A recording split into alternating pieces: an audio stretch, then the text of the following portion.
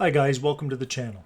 This is an airport scenery review of Portland International Airport, KPDX, second busiest airport in the Pacific Northwest in the United States. It is developed by iBlue Yonder and published by Flightbeam. This package is available in the marketplace and costs around 19 Canadian dollars, which is about 14 US dollars. The size when installed on disk is 1.8 gigabytes. I've tried to shape this review based on some of the feedback I've received in the prior reviews, so please keep the advice, suggestions, and comments coming. According to the publisher Flightbeam, KPDX was lovingly handcrafted by former Portlander Bill Womack, who took a great many of the source photos himself. I mention this because I think modeling your home field is a bit more of a labor of love than it is just another airport, and I also think this comes through in this product. Portland International Airport is a joint civil-military airport and the largest in the state of Oregon, accounting for 90% of all the passenger air travel in the state and 95% of all its cargo. It's located within downtown Portland's city limits, so VFR flights out of this airport can see Portland easily. Home to the Oregon Air National Guard, you will see a unit of the 142nd Fighter Wing with their F-15 Eagles parked here in this upgrade.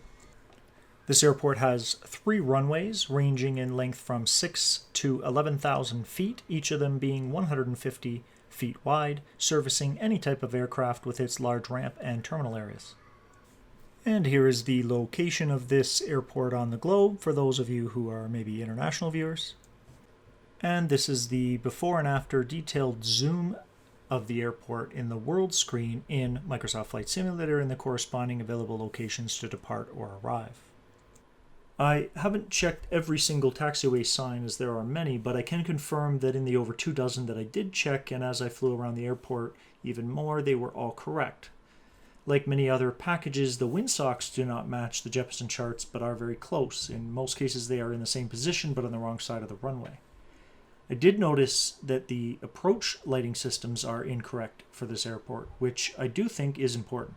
Runway 10 right, for instance, has a simplified short approach lighting system in the scenery package as seen here, but according to the Jeppesen chart, this runway should have an ALSF2 approach lighting system with sequenced flashing lights.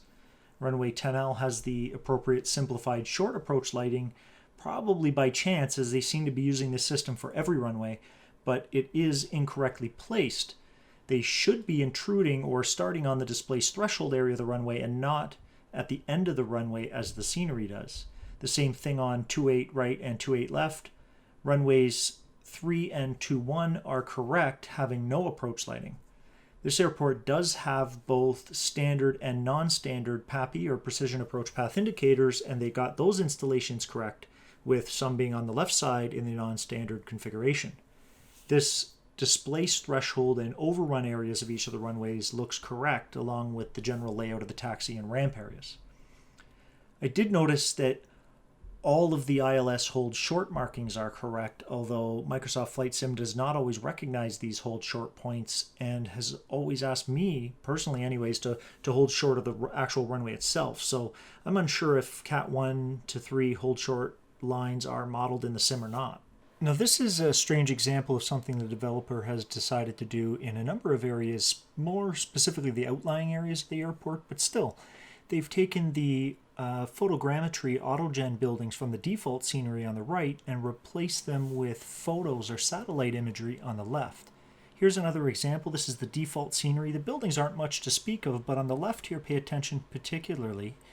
They are all replaced with satellite photos. Look on the left there, all those flat buildings. Those all had buildings built by the autogen and the photogrammetry or satellite photos from Microsoft. Now, although there are examples of this all over the airport in different areas, there are no better examples, in my opinion, than what is supposed to be the focal point of the airport. This is the default scenery. Notice the flat photo of the glass overhead arrival departure area of the airport.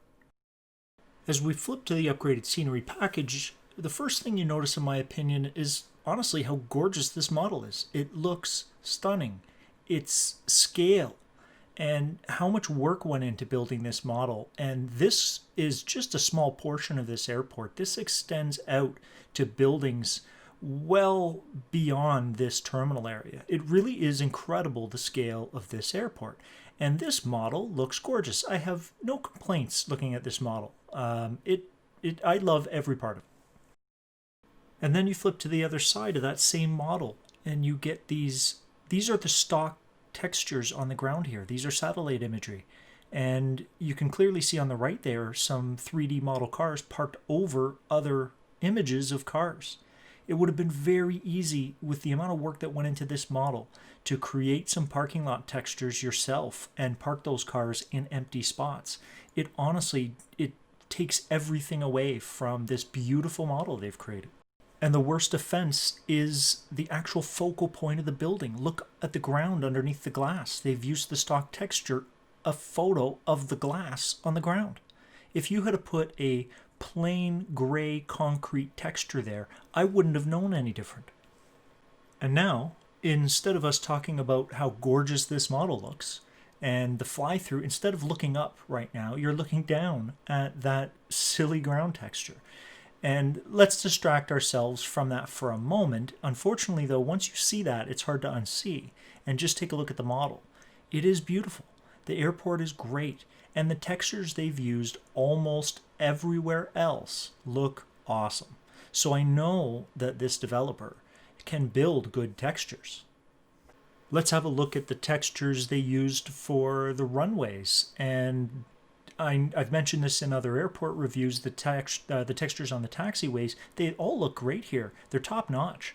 They really are. The ramp areas and their concrete and grass and runway textures are just great.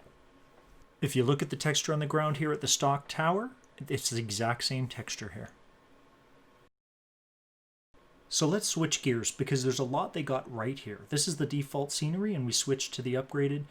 I swear there's times, and this is one of those shots when I was editing, that I would look at this scenery, the upgraded scenery, and think it was a photo.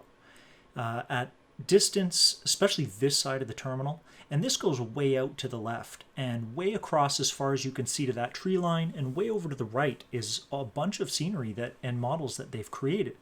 So they do, and have done, in my opinion, in this scenery model, excellent work. As we traverse from one corner of the airport to the other, everything on the left and right here has been modeled. So it really gives you a feeling for the scope of this product and how much they have modeled, which is just really even more reason to not miss such tiny details.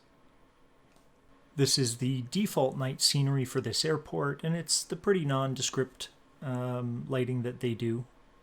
And of course, in the new airport, as usual, the night lighting does not disappoint. I just wish they could get the approach lighting system correct, as every lighting system on all these runways, of course, is a Category 1 approach lighting system.